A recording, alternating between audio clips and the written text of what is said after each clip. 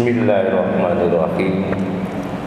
Assalamualaikum warahmatullahi wabarakatuh. Innal hamdalillah wassalatu wassalamu ala Rasulillah wa ala alihi wa sahbihi wa mawalah. Wala haula wala quwwata illa billah. Amma ba'd. Hadirin jemaah salat zuhur yang dimuliakan Allah. Agama seringkali menjadi alat justifikasi atau alat pembenaran bagi sebagian orang atau kelompok demi kepentingan bisnis ataupun politiknya. Minimnya ilmu dan besarnya hawa nafsu dapat mendorong manusia untuk menggadaikan agamanya demi kepentingan sesaat. Ada sebuah kejadian suatu hari di salah satu negara Eropa Barat. Ada seorang wanita muslimah bercadar yang sedang berbelanja di sebuah minimarket. Setelah mendapatkan barang-barang yang dibutuhkannya, dia segera pergi ke kasir untuk membayar. Kebetulan sang kasir sekaligus pemilik toko itu adalah seorang wanita imigran Arab yang berpakaian formal dengan rambut yang terurai panjang. Dia tidak memakai hijab karena takut tokonya tidak akan laku. Kasir wanita itu menatap wanita bercadar dengan pandangan aneh seperti keheranan. Kemudian ia mulai menghitung nilai belanjaan wanita tersebut sambil melemparkannya dengan kasar ke atas meja dengan pelayanan yang sangat menyebalkan. Namun wanita bercadar itu tidak terpengaruh dengan perilaku sang kasir. Dia tetap tenang, tapi justru itu hal yang menjadikan semakin membuat kasir tersebut tidak dapat menguasai diri lagi. Lalu ia berkata dengan nada tinggi, "Kami bangsa Arab imigran mempunyai berbagai problem dan permasalahan di negeri ini, dan cadar yang kamu pakai adalah salah satu problemnya. Kita di sini untuk berbisnis, bukan pamer agama maupun sejarah. Kalau kamu mau menjalani agama ataupun mengenakan cadar, pergilah sana ke negeri Arab dan jalani agamamu dengan sesuka hatimu." Mendengar perkataan pemilik toko, wanita bercadar itu berhenti memasukkan barang belanjaannya ke dalam tas. Lalu dia memandang sang kasir dan kemudian dia membuka cadarnya. Ternyata dia adalah wanita berkulit putih dengan sepasang mata kebiru-biruan, ciri khas wanita penduduk asli negeri tersebut. Kemudian dia berkata, "Aku adalah wanita asli negeri ini.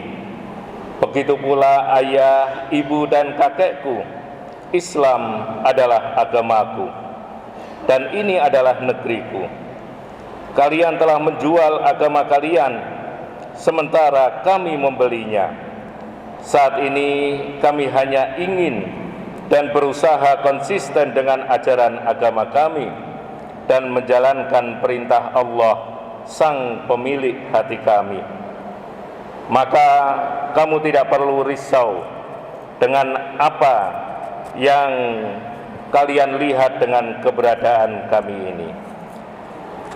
Hadirin rahimakumullah, istiqomah adalah kata yang mudah diucapkan, tetapi pada praktiknya menjadi seorang pribadi yang istiqomah lebih sulit daripada yang dibayangkan.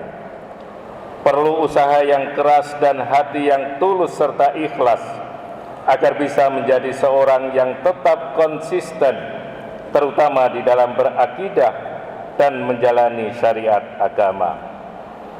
Bersikap dan berlaku istiqomah ini sangat mulia dan sangat besar keutamaannya, sebagaimana yang dinyatakan di dalam Al-Quran surat Fussilat ayat 30.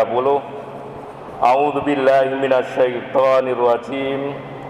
Innal ladzina qalu rabbunallah tsumma istaqamu tatanazzalu alaihimul malaikah alla takhafu wa la tahzanu wa abshiru bil jannati allati kuntum tu'adun. Sesungguhnya orang-orang yang mengatakan Tuhan kami adalah Allah, kemudian mereka meneguhkan pendirian mereka, maka malaikat akan turun kepada mereka dan mengatakan, janganlah kamu takut dan janganlah kamu merasa sedih, dan beri kabar gembiralah dengan surga yang telah dijanjikan Allah kepadamu. Hadirin jamaah rahimakumullah, istiqomah berarti juga tidak menjual ayat dan agama Allah untuk kepentingan duniawi. Allah subhanahu wa ta'ala telah memperingatkan, wala tashtaru bi ayati thamanan qalila wa iyaya fattaqun. Dan janganlah kamu menukarkan ayat-ayatku dengan harga yang rendah, dan hanya kepadaku kamu harus bertakwa. Maksud ayat ini, janganlah kita mengambil dunia dengan cara sengaja menyembunyikan informasi kebenaran dan tidak menyebarkan ilmu yang bermanfaat kepada manusia demi memperoleh keuntungan duniawi atau meraih posisi kepemimpinan di dunia yang rendah dan sementara. Ayat ini juga menyiratkan larangan untuk mencampur adukkan antara kebenaran dan kebatilan. Hal ini bisa terjadi pada seseorang yang mementingkan aspek politik dan bisnis dengan menyamarkan antara kebenaran dan kebatilan. Bahkan seringkali beberapa ayat Al-Quran ditakwilkan, dipalingkan maknanya dan dipelintir sesuai dengan selera dan kepentingannya. Hadirin jamaah rahimakumullah, fenomena Piala Dunia Qatar 2022 merupakan sesuatu yang sangat istimewa dan membanggakan bagi syiar Islam, terutama dalam hal konsistensi di dalam menegakkan syariat Islam. Qatar adalah negara muslim pertama yang menjadi tuan rumah Piala Dunia sepanjang sejarah. Qatar merupakan sebuah negara kerajaan paling kaya di dunia yang tidak punya hutang kepada negara apapun. Negara ini menjadikan Al-Quran sebagai undang-undang dan syariat Islam sebagai hukum positifnya. Kita melihat seluruh hal yang berbau maksiat tidak diperkenankan pada perhelatan dunia pada tahun ini. Larangan miras, perzinaan dan hal-hal yang mendekati zina seperti pakaian seksi dan terbuka dilarang untuk digunakan. Sampai larangan penggunaan ban Kapten Pelangi One Love yang merupakan simbol dukungan terhadap kaum LGBT. Sungguh Qatar merupakan negara Islam yang kaya, yang begitu islami. Mereka tidak takut terhadap intervensi negara-negara Eropa maupun negara besar lainnya. Mereka tetap bersikukuh menegakkan aturan Islam di dalam mengatur negaranya, bahkan sampai pada masalah olahraga, meskipun banyak negara yang menentangnya.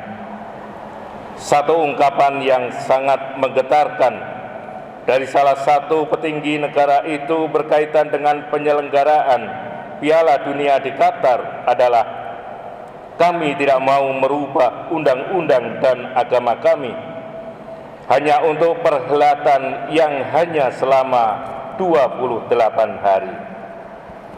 Qatar seakan-akan menjadi cerminan dari janji Allah yang termaktub di dalam Al-Quran, walau anna ahlal qura amanu wattaqau lafatahna alaihim barakatin minas samai wal ard.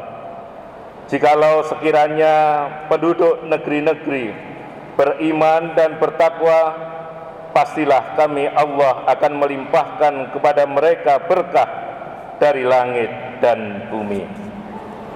Hadirin jamaah rahimakumullah, pertanyaannya sekarang adalah, mungkinkah Indonesia bisa seperti Qatar? Jawabannya adalah mungkin saja. Apa yang tidak mungkin di dunia ini? Tapi kapan? Yang pasti tidak hari ini. Billahi taufiq wal hidayah. Wassalamualaikum warahmatullahi wabarakatuh.